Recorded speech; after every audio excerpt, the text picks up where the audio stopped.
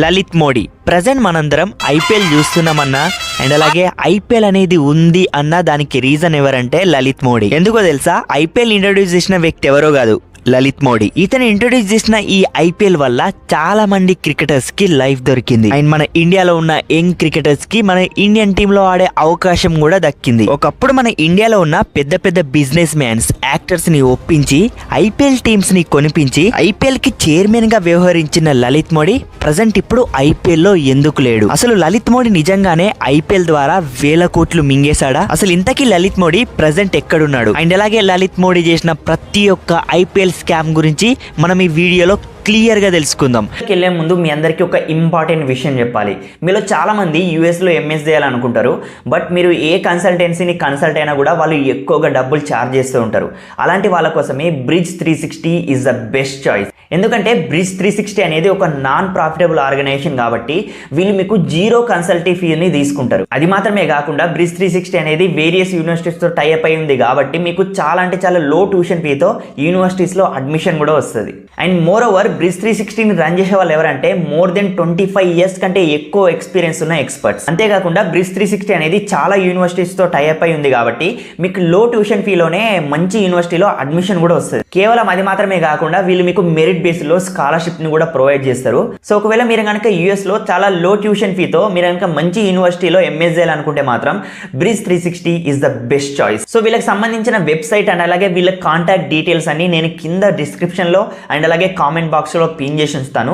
వెంటనే వెళ్ళి వీళ్ళని కాంటాక్ట్ అవ్వండి. ఒకవేళ మీరు కనుక డిస్క్రిప్షన్ లో అండ్ అలాగే కామెంట్ బాక్స్ లో ఉన్న గూగుల్ ఫామ్ ని కనుక ఫిల్ చేస్తే వీళ్ళు మీకు 24 hours లోనే వీళ్ళు మీకు రిప్లై ఇస్తారు. సో వీళ్ళ కన్సల్టెన్సీని మీరు తీసుకొని ఒక మంచి యూనివర్సిటీలో మీరు అడ్మిషన్ పొంది చాలా అంటే చాలా తక్కువ డబ్బుల్లో మీ ఎంఎస్ ని కంప్లీట్ చేయొచ్చు. మరి ఇంకెందుకు ఆలస్యం, వీళ్ళకి సంబంధించిన డీటెయిల్స్ అన్ని నేను కామెంట్ బాక్స్ లో అండ్ అలాగే డిస్క్రిప్షన్ లో ప్రొవైడ్ చేసా. వెంటనే వెళ్ళి వీళ్ళని కాంటాక్ట్ అవ్వండి. మనం లలిత్ మోడీ బ్యాక్గ్రౌండ్ గురించి తెలుసుకుందాం. లలిత్ మోడీ 1963లో ఢిల్లీలోని ఒక బిజినెస్ ఫ్యామిలీలో జన్మించాడు. ఆ తర్వాత లలిత్ మోడీ ఇంజనీరింగ్ చదువుల కోసం యుఎస్ వెళ్ళిపోయాడు. యుఎస్ లో గ్రాడ్యుయేషన్ చదవడానికి వెళ్ళిన లలిత్ మోడీని యుఎస్ పోలీసులు అక్కడ కొకైన్ డీలింగ్ కేసులో అరెస్ట్ చేశారు. అండ్ అలాగే ఇతని పైన 2nd degree కిడ్నాపింగ్ కేసు కూడా పెట్టారు. దీనివల్ల లలిత్ మోడీకి 2 years పాటు యుఎస్ లో జైలు శిక్ష పడింది. లలిత్ మోడీ వాళ్ళది బిజినెస్ ఫ్యామిలీ అండ్ అలాగే ఎక్కువగా డబ్బులున్న ఫ్యామిలీ అవ్వడం వల్ల అతనికి వేసిన 2 years జైలు శిక్షని తగ్గించుకొని అతను ఇండియాకి తిరిగి వచ్చేసాడు. ఆ తర్వాత లలిత్ మోడీ వాళ్ళ ఫ్యామిలీ బిజినెస్ లో ఇన్వాల్వ్ అయ్యాడు. లలిత్ మోడీ వాళ్ళకి గాడ్ఫ్రే ఫిలిప్స్ ఇండియా లిమిటెడ్ అనే ఒక టొబాకో బిజినెస్ ఉండేది. సో ఆ బిజినెస్ ని చూసుకోవడానికే మన లలిత్ మోడీ అమెరికా నుంచి తిరిగి వచ్చిన తర్వాత దాంట్లో ఎంటర్ అయిపోయాడు. వీళ్ళ ఫ్యామిలీ బిజినెస్ అయిన టొబాకో బిజినెస్ లో ఆల్మోస్ట్ సిగరెట్స్, పాన్ మసాలా ఇలాంటివి తయారు చేస్తూ ఉంటారు. అయితే కొన్ని రోజులు గడిచిన తర్వాత లలిత్ మోడీ వాళ్ళ ఫ్యామిలీ బిజినెస్ నుంచి బయటకు వచ్చేసి తను కూడా సొంతంగా ఒక బిజినెస్ ని స్టార్ట్ చేయాలని అనుకున్నాడు. ఇలా ఎప్పుడైతే లలిత్ మోడీ సొంత బిజినెస్ స్టార్ట్ చేయాలని అనుకున్నాడో అతను మోడీ ఎంటర్టైన్మెంట్స్ అనే ఒక పేరుతో ఒక ఎంటర్టైన్మెంట్ మీడియా నెట్వర్క్ బిజినెస్ ని పెట్టాడు. అతని బిజినెస్ తో పెద్ద పెద్ద ఎంటర్టైన్మెంట్ ఛానల్స్ ని అండ్ అలాగే స్పోర్ట్స్ ఛానల్స్ తో టైఅప్ అవ్వాలని అతను అనుకున్నాడు. లలిత్ మోడీ అనుకున్నట్టుగానే పెద్ద పెద్ద ఎంటర్టైన్మెంట్ ఛానల్స్ అండ్ అలాగే స్పోర్ట్స్ ఛానల్స్ తో ఇతని బిజినెస్ అనేది టైఅప్ అయింది. కొన్ని రోజుల పాటు ఈ బిజినెస్ నడిచిన తర్వాత ఇతని బిజినెస్ లో ట్రాన్స్పరెన్సీ లేదని ఆ ఛానల్స్ అర్థం చేసుకున్నాయి. సో ఈ రీజన్ వల్లనే ఇతనితో టైఅప్ అయిన ఆ ఛానల్స్ అన్ని ఇతని డీల్ ని నిరాకరించి ఆ బిజినెస్ నుంచి తప్పుకున్నాయి. ఇలా ఈ బిజినెస్ అనేది ఫెయిల్ అవ్వడం వల్ల మన ఇండియాలో ఏదైనా ఇంకొక బిజినెస్ ని పెట్టాలి అని లలిత్ మోడీ ఆలోచించాడు. ఈ టైంలోనే లలిత్ మోడీ మన ఇండియాలో క్రికెట్ కున్న క్రేజ్ ని గమనించాడు. లలిత్ మోడీ అమెరికాలో ఉన్నప్పుడు అక్కడ పెద్ద పెద్ద స్పోర్ట్స్ క్లబ్స్ కొన్ని లీగ్స్ ని కండక్ట్ చేసేవి. లైక్ ఫుట్బాల్, బాస్కెట్ బాల్ ఇలాంటి స్పోర్ట్స్ తో ఎక్కువగా లీగ్స్ ని కండక్ట్ చేసేవాళ్ళు. ఆ లీగ్ లో పెద్ద పెద్ద ప్లేయర్స్ అందరూ కాంట్రాక్ట్ బేస్డ్ ద్వారా ఆ లీగ్ లో పార్టిసిపేట్ చేసి గేమ్ ఆడేవాళ్ళు. దీనివల్ల ఆ లీగ్ ని ఎవరైతే కండక్ట్ చేస్తున్నారో వాళ్ళకి ఎక్కువగా ప్రాఫిట్స్ వచ్చేవి. సో మన ఇండియాలో ఇప్పుడు క్రికెట్ అనేది చాలా అంటే చాలా క్రేజ్ ఉంది కాబట్టి ఈ క్రికెట్ పైన ఎలాగైనా ఒక లీగ్ ని స్టార్ట్ చేయాలి అని లలిత్ మోడీకి ఐడియా వచ్చింది. ఈ ఐపీఎల్ బిజినెస్ స్టార్ట్ అయ్యే 10 years ముందే లలిత్ మోడీకి ఈ ఐడియా అనేది వచ్చింది. దీన్ని వెంటనే బీసీసీఐ వాళ్ళకి చెప్తే వాళ్ళు ఇతన్ని రిజెక్ట్ చేశారు. ఇక్కడే లలిత్ మోడీకి బీసీసీఐని కాదని ఒక క్రికెట్ లీగ్ ని మన ఇండియాలో పెట్టడం ఇంపాసిబుల్ అని అర్థమైంది. దీని తర్వాత లలిత్ మోడీ ఎలాగైనా బీసీసీఐలో ఒక ప్లేస్ ని సంపాదించాలని అనుకున్నాడు. బీసీసీఐలో చోటు దొరకాలంటే ఎలాగైనా ఒక స్టేట్ క్రికెట్ అసోసియేషన్ లో జాయిన్ అవ్వాలి. సో దీనికోసమే లలిత్ మోడీ 1991 లో హిమాచల్ ప్రదేశ్ క్రికెట్ అసోసియేషన్ లో జాయిన్ అయ్యాడు. అలా 2004 వచ్చేసరికి అతను Punjab cricket association vice president అయ్యాడు. ఆ తర్వాత కొన్ని ఇయర్స్ లోనే రాజస్థాన్ క్రికెట్ అసోసియేషన్ ప్రెసిడెంట్ అయ్యాడు. ఇలా జస్ట్ కొంతకాలంలోనే 2005లో బీసీసీఐ వైస్ ప్రెసిడెంట్ అయ్యాడు. ఏ క్రికెట్ బోర్డు అయితే తన బిజినెస్ ఐడియా యొక్క అప్రూవల్ ని రిజెక్ట్ చేసిండో ఇప్పుడు అదే క్రికెట్ బోర్డ్ కి Lalit Modi vice president. So ఇప్పుడు బీసీసీఐలో లలిత్ మోడీ చేయాల్సింది చాలా సింపుల్. అందరికీ నమ్మకస్తుడుగా తనని తను పోర్ట్రే చేసుకోవాలి. బీసీసీఐ మెంబర్స్ కి నమ్మకం రావాలంటే లలిత్ మోడీ ఒక ప్లాన్ వేయాలి.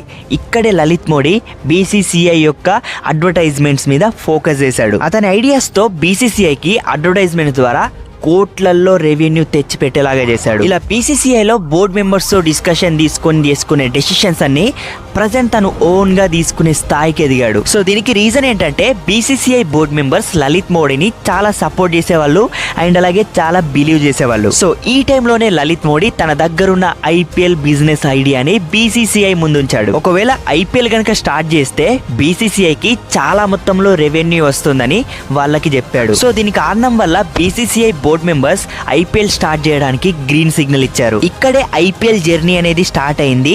లలిత్ మోడీ కూడా తన సొంత గేమ్ ఆడడం మొదలు పెట్టాడు. ఐపీఎల్ స్టార్ట్ అయ్యేటప్పుడు లలిత్ మోడీ ఎలాంటి డీల్స్ చేశాడంటే ఐపీఎల్ వల్ల అతని ఫ్రెండ్స్ కి, ఫ్యామిలీ మెంబర్స్ కి అండ్ అలాగే అతని వెల్ విషర్స్ కి చాలా లాభాలు వచ్చేలాగా చేశాడు. దీనికి ఒక ఎగ్జాంపుల్ చెప్పాలంటే రాజస్థాన్ రాయల్ ఫ్రాంచైజీని చాలా తక్కువ ధరకే మెజారిటీ ఆఫ్ స్టేక్ ని తన రిలేటివ్ అయిన ఒకరికి వచ్చేలాగా చేశాడు. ఇలా చాలా వాటిలో తన ఫ్రెండ్స్ కి, రిలేటివ్స్ కి అండ్ అలాగే తన వెల్ విషర్స్ కి చాలా వాటిలో లాభాలు వచ్చేలాగా చేశాడు. ఎప్పుడైతే 2008లో ఐపీఎల్ స్టార్ట్ అయ్యిందో అది చాలా పెద్ద హిట్ అయింది. మన ఇండియాలో ఉన్న ప్రతి ఒక్క క్రికెట్ లవర్ ఐపీఎల్ గురించి మాట్లాడుకున్నారు. దీనికోసం లలిత్ మోడీ పెద్ద పెద్ద బిజినెస్ మ్యాన్స్ అండ్ అలాగే బాలీవుడ్ యాక్టర్స్ అందరినీ దీంట్లో ఇన్వాల్వ్ చేసి వాళ్ళని కూడా ఈ ఐపీఎల్ లో ఒక పార్ట్ అయ్యేలాగా చేశాడు. దీనివల్ల ఐపీఎల్ కి ఇంకా చాలా క్రేజ్ వచ్చింది అండ్ ఆబ్వియస్లీ అనుకున్నట్టుగానే బీసీసీఐ కూడా ఈ ఐపీఎల్ ద్వారా చాలా ప్రాఫిట్స్ రావడం మొదలు పెట్టాయి. అయితే ఈ ఐపీఎల్ తర్వాత తన ఫోకస్ అంతా లలిత్ మోడీ ఛాంపియన్స్ లీగ్ పైన పెట్టాడు. ఫుట్బాల్ లో ఛాంపియన్షిప్ లీగ్ ఎలాగైతే ఉంటుందో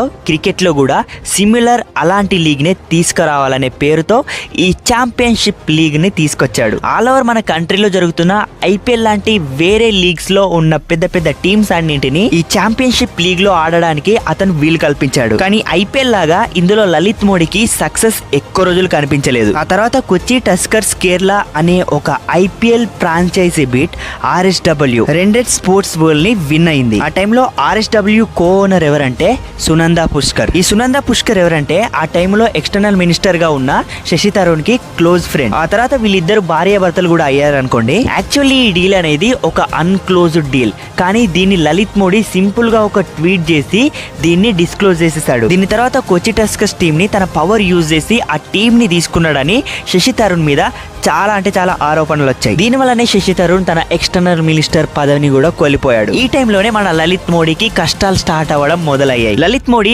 ఐపీఎల్ లో తన బెనిఫిట్స్ కోసం చేసిన ప్రతి ఒక్క విషయం బయటికి రావడం మొదలయ్యాయి. దీని కారణం వల్లనే ఐపీఎల్ థర్డ్ సీజన్ అయిపోయిన తర్వాత 2010లో అతన్ని ఐపీఎల్ చైర్మన్ గా తొలగించారు. ఆ తర్వాత అతనికి ఉన్న బీసీసీఐ వైస్ ప్రెసిడెంట్ పదవి కూడా పోయింది. దీనికి గల కారణం ఏంటో తెలుసా?